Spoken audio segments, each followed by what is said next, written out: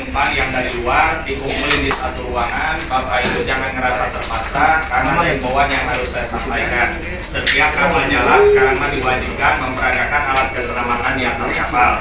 Mengingat 2 bulan yang kebelakang mungkin sudah lihat Bapak Ibu ada kapal kebakaran.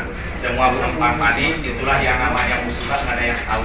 Nah makanya sekarang setiap kapal jalan diwajibkan harus ada memperagakan alat keselamatan di atas kapal karena buat jaga-jaga. Nah ini alhamdulillah kapal sudah diberangkatkan dari Pelabuhan Bakauni tujuan Pelabuhan Merak. Nanti 2 jam perjalanan, selamat-selamatnya 2 jam setengah kalau nggak ada halangan. Mudah-mudahan ini perjalanan kita semuanya selamat sampai tujuannya masing-masing. Nah ini ada himbauan buat keselamatan yang perlu Bapak Ibu ketahui. Kalau naik kapal harus tahu dulu yang namanya baju pelampung sekaligus cara menggunakannya. Karena ini buat jaga-jaga. Nah untuk yang pertama alat keselamatan baju pelampung adanya di mana? Ini tempatnya adanya cuma di ruangan. Kalau di luar nggak ada, apalagi di bawah di ruang kendaraan. Semua kapal baju pelampung di dalam ruangan. Di ruangan di sini tempat bajunya pelampungnya adanya di mana? Ini tempat baju pelampung di depan nih, depan Bapak Ibu ini nggak dikunci biar gampang diambil. Kanan kiri ada, banyak melebihi kapasitas yang ada di sini. Apabila kapal keadaan musibah, Bapak Ibu jangan panik, tinggal diambil baju pelampungnya. Kalau keadaan darurat.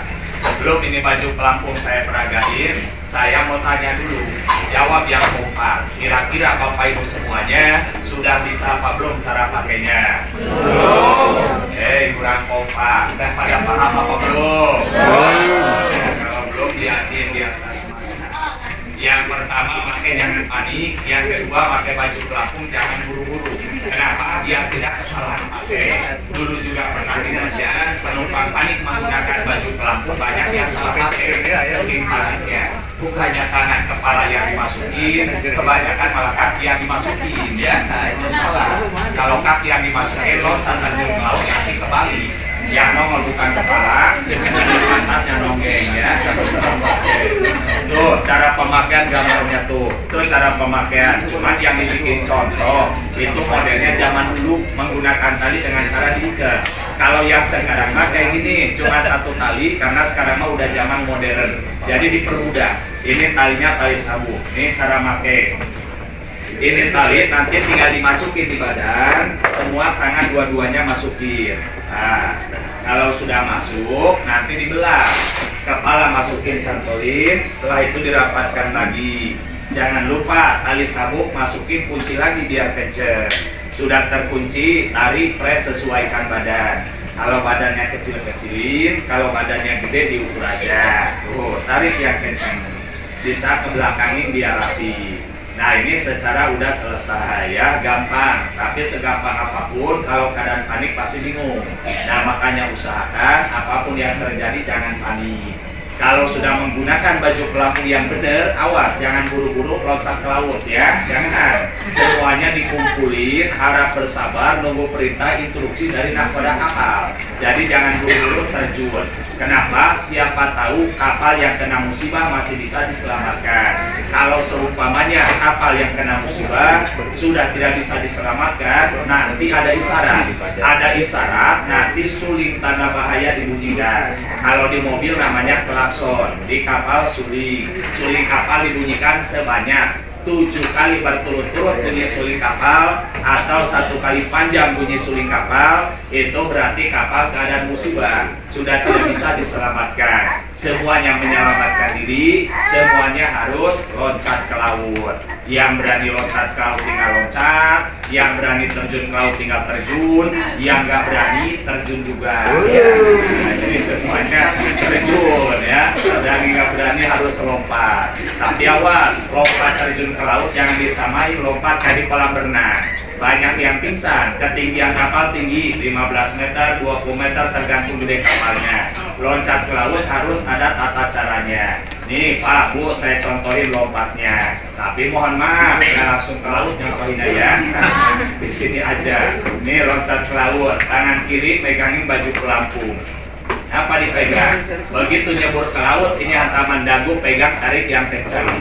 Tangan kanan tutup mulut sama hidung biar tidak terlalu banyak meminum air laut. Tutup yang rapat. Kaki jangan ngangkang loncatnya ya, harus dirapatkan. kaki dirapatkan, tutup hidung, setelah itu baru terjun. Nah itu tata cara terjunnya. Begitu nyebur, walaupun nggak bisa berenang dijamin aman. Ngambang setengah badan, yang penting menggunakan baju pelampungnya yang benar.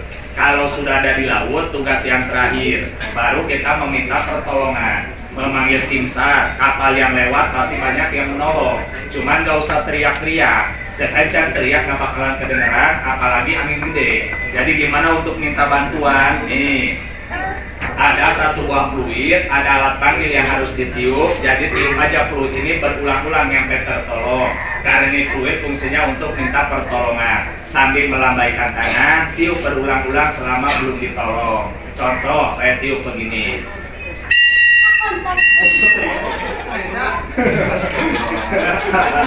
Tiup sambil melambaikan tangan. Nih, bila mana musibahnya di malam hari, bila mana musibah di malam hari, lampunya juga ada. Nih, bila mana musibahnya di malam hari. Untuk meminta pertolongan, ini ada lampu otomatis, ada tali ditarik nanti nyala. Tuh ya, harus diacungkan ya, jangan dirememin ke air ya. Harus diacungkan, meminta pertolongan bila mana musibah di malam hari. Ada 3 orang yang pakai baju pelampung tapi nggak boleh loncat. Siapa aja? Yang pertama anak kecil itu nggak boleh loncat. Yang kedua nenek kakek yang udah lanjut usia. Yang ketiga orang sakit, ibu-ibu hamil nggak boleh loncat ke laut. Itu mah diutamakan. Menggunakan perahu karet atau yang lebih dikenal namanya sekoci. Semua kapal menyediakan, terkecuali yang masih sehat, yang masih muda baru loncat ke laut ya. Oke, Bapak Ibu itu aja ya, sedikit beragam cara menggunakan baju pelampung. Kira-kira Bapak Ibu semuanya paham? Paham. Alhamdulillah ya, paham nggak paham aja ya. Kalau saya ulangi 2 kali benar ya. Mudah-mudahan nanti pelampungnya jangan sampai kita menggunakan. Cukup sudah tahu aja, cukup jadi peragaan aja. Nah, marilah kita berdoa lagi. Mudah-mudahan ini kapal dan Bapak Ibu semuanya selamat sampai tujuannya masing-masing. Amin. Alhamdulillah penumpang banyak, yang jawab amin kurang kompak ya. Kurang rame. Jawab amin sebuah doa. Biar rame doanya saya ulangin, bahkan saya tambahin doanya. Selain selamat sampai tujuan, mudah-mudahan nyampe rumah, duitnya rezekinya ditambah banyak lagi. Amin. Duit kan ya.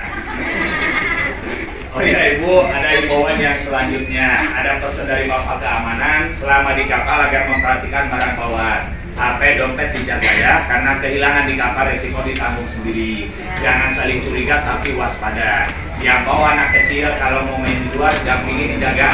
Jangan sampai terulang ada anak kecil jatuh ke laut di luar agar kapal lubangnya gede-gede. Anak kecil nggak tahu bahaya ya, taunya bahagia. Jadi tolong resikonya ya, apalagi malam dijaga yang bawa anak kecil demi keselamatan semuanya. Kalau bisa di dalam aja. Nah yang terakhir, bagi Bapak Ibu yang gak biasa dengan angin laut, apalagi yang jarang naik kapal, tolong Bapak Ibu kondisikan kesehatan.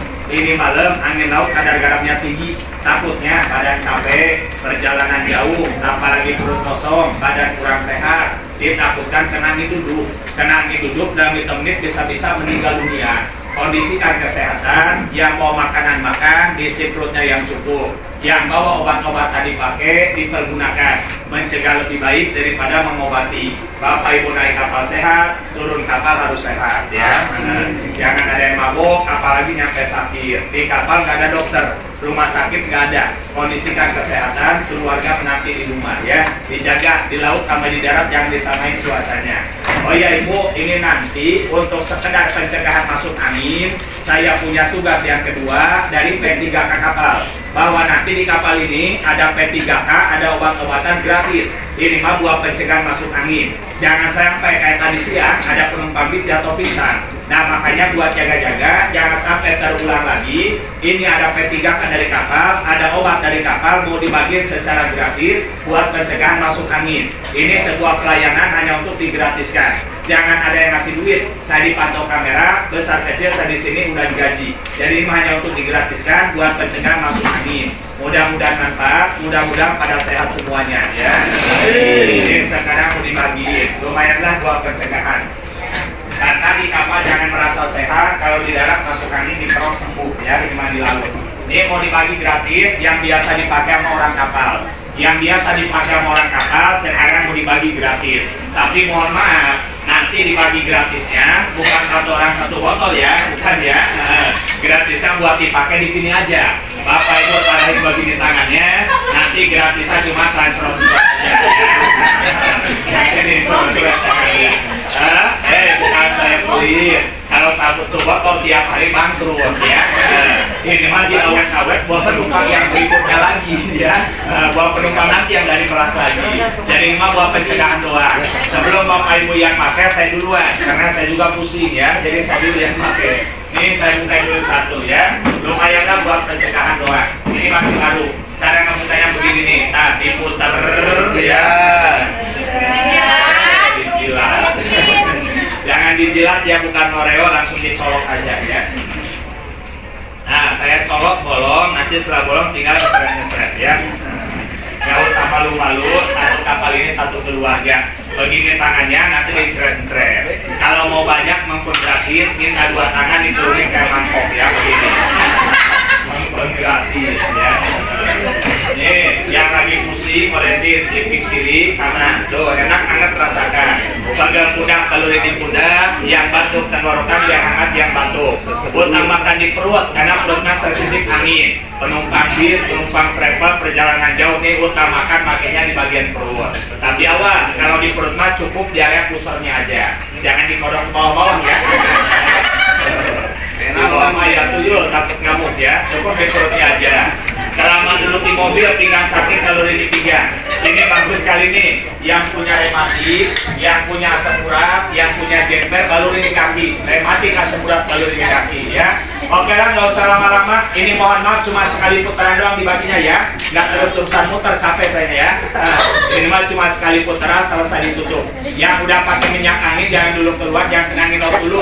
Biar meresap 5 menit, 10 menit biar ada manfaatnya, biar nggak percuma. Oke, saya awali dengan Bismillahirrahmanirrahim. Mudah-mudahan jadi sarehat ya. Amin. Anak kecil mah sedikit aja ya. Oke, nih saya bantu biar coba. Perut ya, jangan di bawah perut. Jangan di mata juga. Di mata Sok ya. Nah, kalau kurang minta aja gampang tambah habisin dulu ini. Tadi juga habis 5 botol. Dan Bapak silahkan kita dahin Pak ya. punya saya ini. Ya, kalau punya saya mah bangkrut. Sok ya. Kalau kurang minta aja.